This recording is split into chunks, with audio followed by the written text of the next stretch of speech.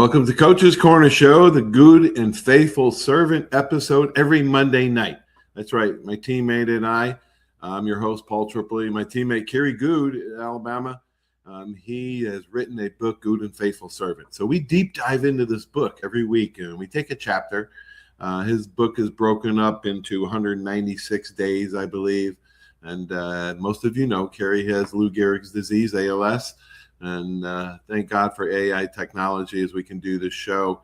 And it actually comes out in his voice as he can't even speak anymore. But he is wisdom filled, man. The courage of him is overflowing. And talk about overflowing, that's our subject today. Goode and Faithful Servant. This is brought to you by Sandy Sansing Chevrolet. Go see the good folks at Sandy Sansing here in Pensacola, over in Foley, or even up in Milton. So thanks for being our title sponsor. We want to thank all of our sponsors. This week, we are tackling chapter 130, day 130, and Kerry titles this chapter, Put Your Foot In. Here we go. These are all in Kerry's words. I just asked the question, and then we'll go over the questions and answers after we summarize this chapter. Here it is. Growing up, I was a sore loser. I had to learn that you don't have to win to be a winner. If you can look in the mirror and say you gave everything you had, that's it. If you're not going to win every time, because you're not going to win every time. You give 100%, and then what happens, happens. If a task is worthy of our attention, it is worthy of our best. Giving your best is sowing a seed. The seed will produce great harvests of fruits. If what you're working for really matters, you'll give it all that you have. You can't give it all unless you give your all. Remember this, whoever sows sparingly will also reap sparingly, and whoever sows generously will also reap generously. 2 Corinthians chapter 9, verse 6. You have to give 100% every day. Whatever you don't give, you can't make up for tomorrow. If you only give 75% today, you can't give 125% tomorrow to make up for it. If you don't give 100% in a relationship, job, or everyday life, you'll always keep doubting if the other person is giving 100%. We must give more in order to get more. Quote, give and it will be given to you. A good measure, pressed down, shaken together, and running over will be poured into your lap. For with the measure you use, it will be measured to you. All right, Kerry. Interesting chapter. A lot. I know you've got a lot to say. Let's get into it. Here's my first question. KG, I was a sore loser too growing up. Man, I was. When I started coaching, I began to study great coaches. I started reading every book that I could find on Coach Bryant. The Last Coach by Alan Barra is probably the most comprehensive biography that I've read on Coach. And in that book, I learned how Coach Bryant learned to become a gracious loser. In 1950, Coach Bryant was in his 5th year at Kentucky, and the Wildcats have only lost 1 game that year. The lone loss was to Tennessee and head coach General Robert Neyland. Coach Neyland was Coach Bryant's kryptonite. Coach never did beat the General. At Oklahoma, Bud Wilkinson had just won his first natty, and they were riding like a 31-game win streak, and it was on the line against the Crimson Tide, Coach Bryant's Crimson Tide, in the Sugar Bowl. Bama won. Coach Bryant's really his first signature win. And Bud went to the Bama locker room to congratulate the team, and Coach Bryant said afterwards, quote, Bud Wilkinson taught me something that day. He showed me class that I didn't have. I wish I had, he said. Coach Bryant made a vow on the spot that he would never again be a sore loser. And as a coach myself, I tried to have Bud and Bear's class, but to be honest, I was never as good a loser as they were. All right, let's say this, Kerry. I want to ask you, how did you evolve to be a better loser? How did you evolve to be a better loser, KG? What's up, everybody? Welcome back to the show. If this is your first time listening, congratulations. You've officially wandered into a conversation where wisdom, foolishness, football, faith, and questionable life decisions all hold hands and skip together down the street. Oh, let me tell you something. I was just a sore loser growing up. I was a full-blown USDA certified, refrigerated, past expiration date, stanky attitude loser. If I lost a board game, the board was crooked. If I lost a race, the wind was cheating. If I lost in Madden, the controller was possessed by a demon named Lag. I didn't just want to win. I wanted to win by a landslide, with witnesses, a parade, and a halftime tribute. And if I didn't, oh, it sulked like somebody canceled Christmas and stole my fries. My competitive spirit had zero chill, none. My inner monologue sounded like a Nick Saban press conference mixed with a WWE promo. I will avenge this defeat. Somebody's getting benched, probably myself. But life has a funny way of humbling you when you think you're the hero of every movie. God slowly started teaching me that winning isn't always about the scoreboard. Sometimes it's about the effort board, the character board, and the how you acted when you lost board. And let me tell you, I was getting blown out in those categories. See, I had to learn that giving 100% isn't about guaranteeing victory. It's about guaranteeing integrity. You can't control outcomes, refs, weather, people, or whether the Chick-fil-A line moves faster than molasses in January. But you can control whether you showed up with your whole heart. Because if you walk away knowing you emptied the tank, you sleep different, you lose different, you grow different. Now, Paul, let's talk about sowing and reaping. I used to sow excuses like a farmer on Red Bull. Excuses everywhere. Bad call, bad day, bad vibes, bad socks. Mercury's in retrograde. But the Bible says if you sow sparingly, you reap sparingly, which explains why my emotional maturity harvest looked like a sad little tomato plant with one leaf hanging on for dear life. Dad finally said, son, stop planting excuses and start planting effort, humility, discipline, and grace. Because here's the truth. You can't give 75% today and show up tomorrow talking about, all right, Lord, let me get that extra 25% rebate. That's not how life works. That's not how relationships work. That's not how growth works. And that's definitely not how leg day works. And let's be real.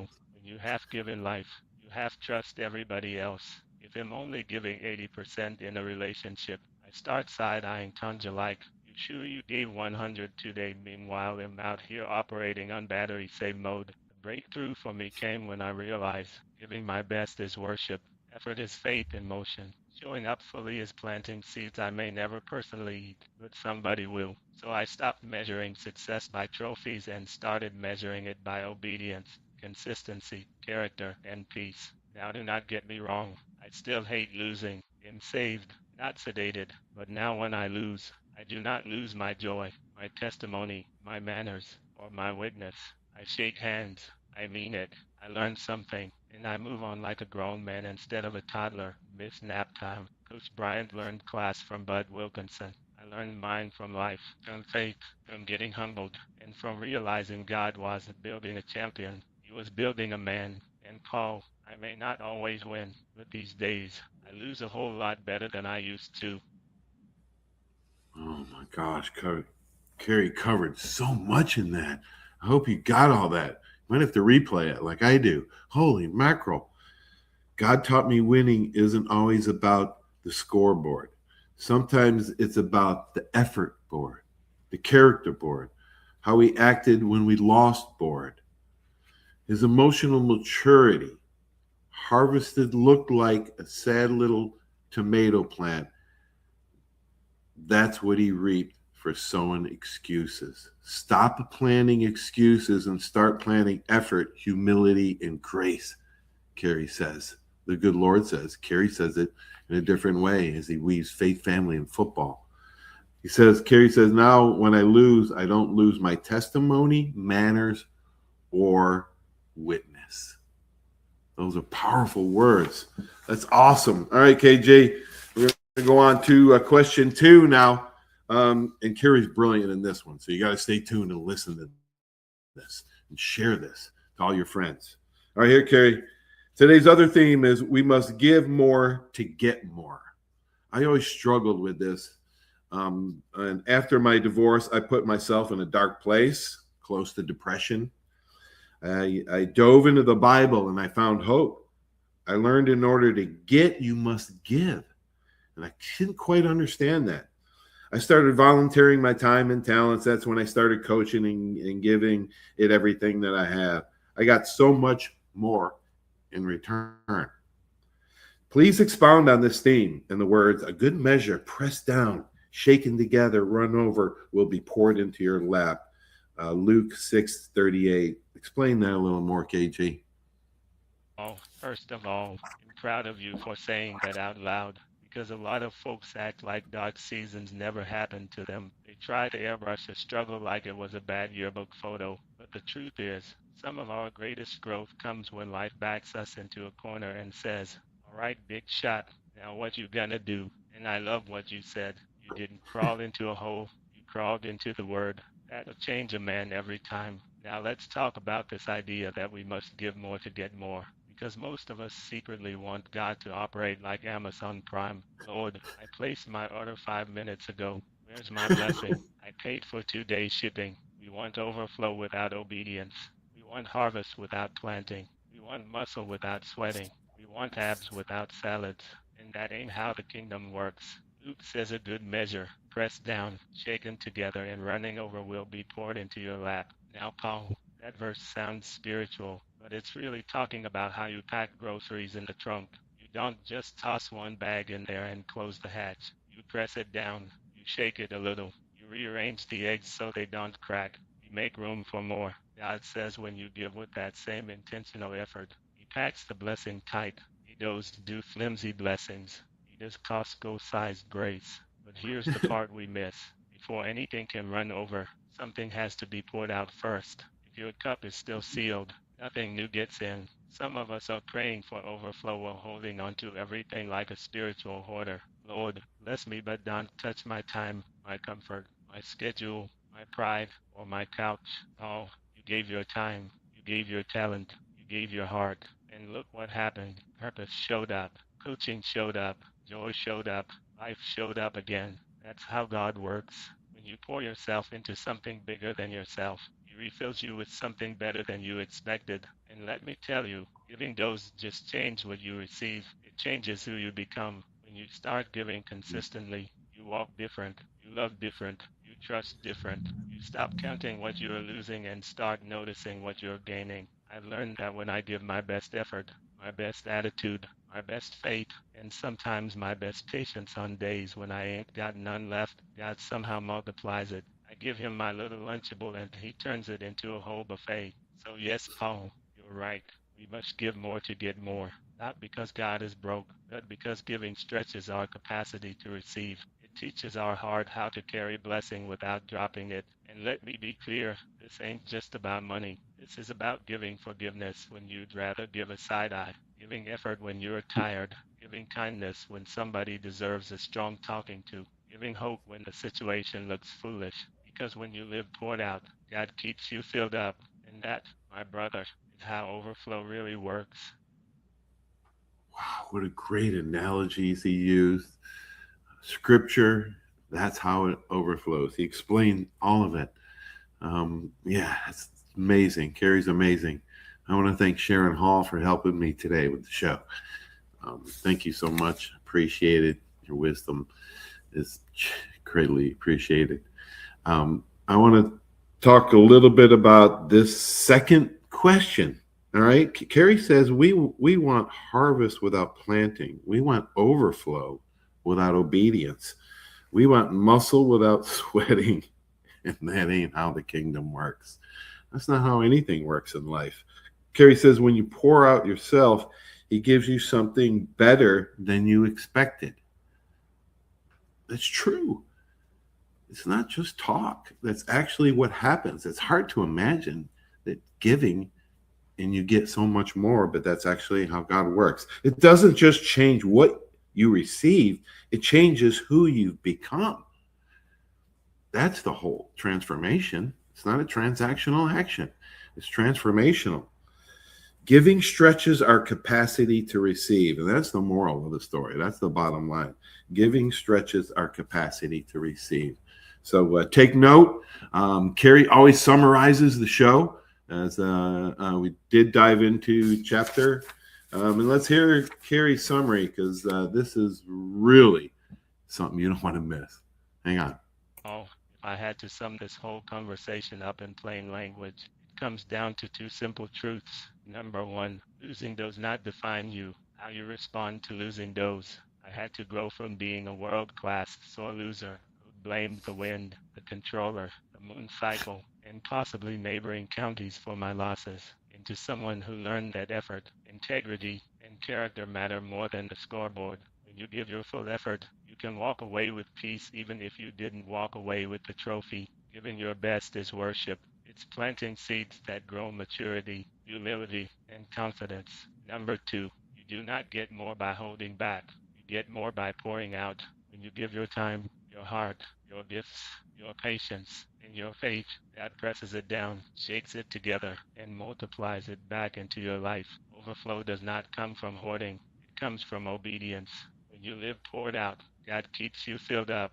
So whether you're losing a game, rebuilding your life, coaching a team, leading a family, or just trying to survive Monday morning traffic, the assignment stays the same. Show up fully. Give your best. Trust God with the results.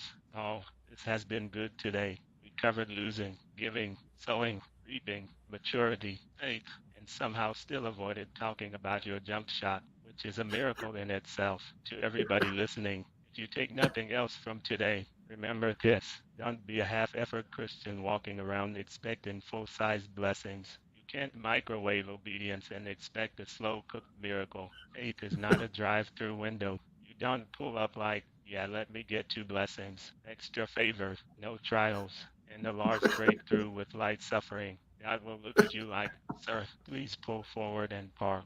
We're still working on your character, so go give your best today. At work, at home, in traffic, in relationships, in the gym, in prayer, in kindness, in patience, in forgiveness. Even when you're tired, especially when you're tired, plant good seeds. Water them with consistency. Let God handle the harvest. And if you do that long enough, you look up one day and realize you are stronger, happier, wiser, more peaceful, and way more joyful than you used to be. Plus, you'll lose better, love better, laugh louder, and probably complain less. Unless you're stuck behind somebody driving 12 miles an hour in the fast lane, because some things still require prayer and fasting. We love y'all. Thanks for rocking with us. Same time next week. Bring a friend, bring a smile, and maybe bring snacks, because this much wisdom burns calories.